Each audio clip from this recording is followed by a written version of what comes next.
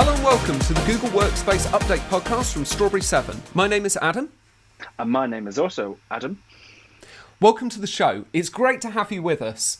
First off, a little introduction. My name is Adam Pearce and I run Strawberry 7, an IT support company for everybody. Hey, I'm Adam Wignall, sometimes known as Adam 2 or Other Adam.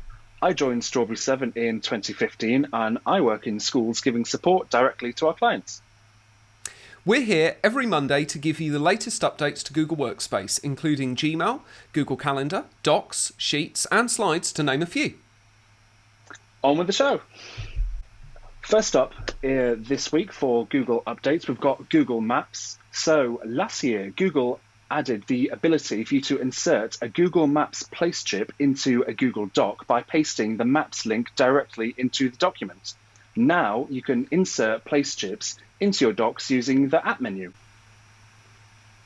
Oh, that's very interesting. Okay, and when's that due to roll out, Adam?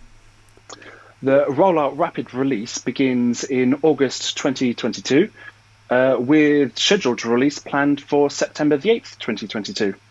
Oh, great. So when we're recording this should be, because we're recording this on, this is Monday, 12th of September, so this should be out now. So to give you guys listening a bit of context, the at menu is in Google Docs or kind of most places in Google, actually, like Google Docs, Sheets, places like that. You can type at on a keyboard and it will sort of bring up this menu where you can then insert these things called chips.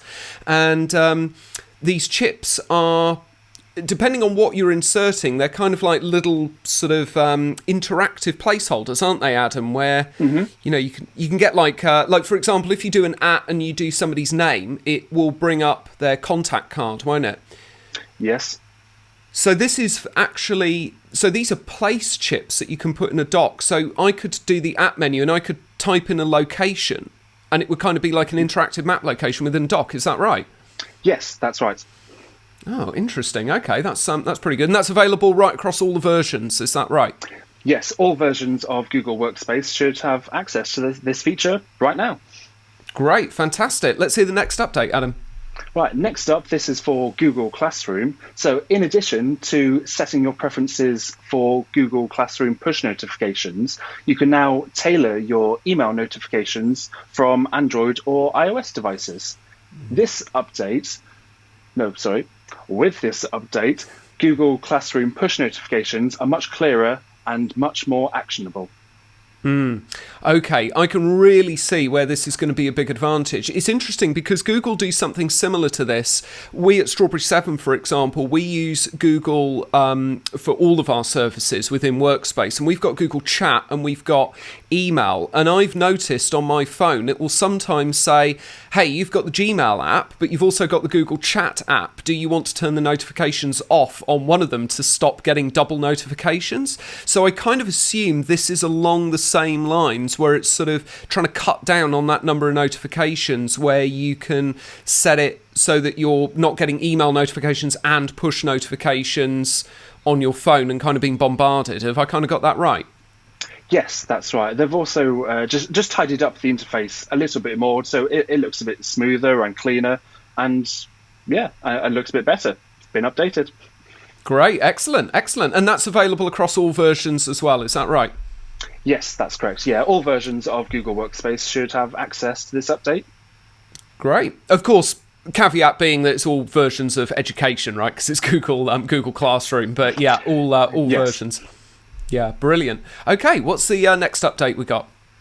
Next one, we've got Google Meet. So with meeting participants using various devices and joining a meeting even, this can lead to discrepancies in volume, with some participants sounding louder than others. Now, Google Meet will adjust the audio of all participants, helping to ensure that everybody is equally loud.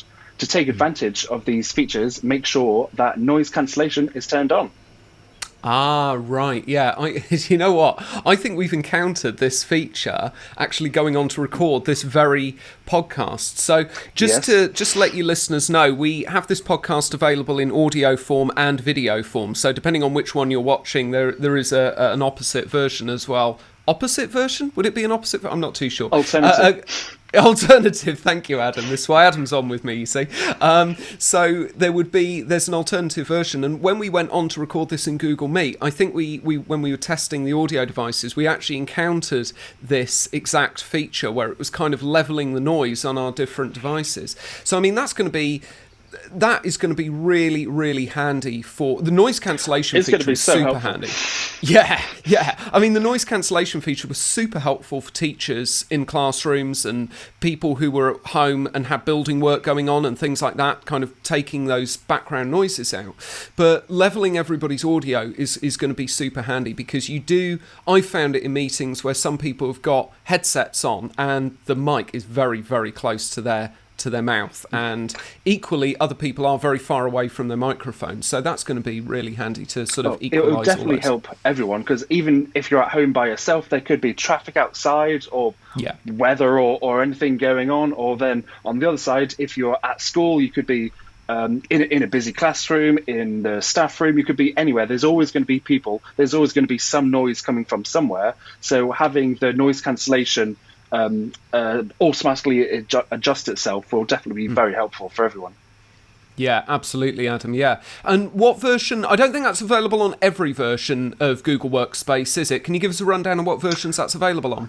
So this one is going to be available to Google Workspace Business Standard, Business Plus, Enterprise Essentials, Enterprise Standard, Enterprise Plus, Education Plus, and Teaching and Learning Upgrade, Frontline and Individual Customers. So it's pretty much everybody, but possibly not absolutely everybody.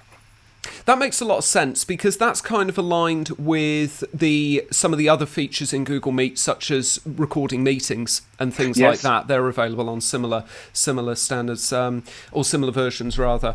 Fantastic. I think that's all of the announcements that we've got for this week. Is that right, Adam?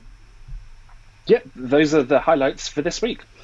Oh, fantastic. Brilliant. Thank you, Adam, for bringing us up to speed on that. Well, that's it, everybody. This is a very short podcast where we just bring you key updates on Google Workspace. So thank you so much for joining us. And this is actually the first ever episode of our podcast where we're doing this. Like I said, we're going to be back every Monday to bring you updates about everything that's happening with Google Workspace. Bye. Goodbye.